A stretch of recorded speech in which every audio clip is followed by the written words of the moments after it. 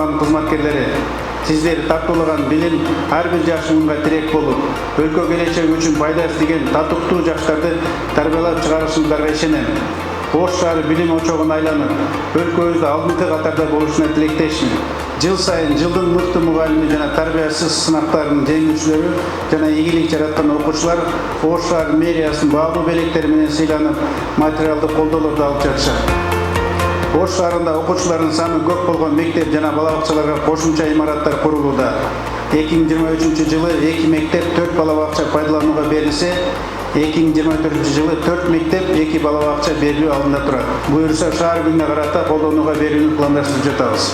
Барыңыздарга бекем ден соолук, бакубат турмуш жана түйшүктүү ишиңиздерде ийгиликтердин жарыла беришин каалайм.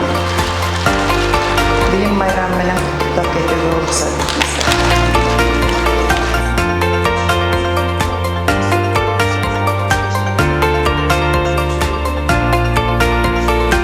Кеңештин депутаттарынын атынан кызуу куттуктайм.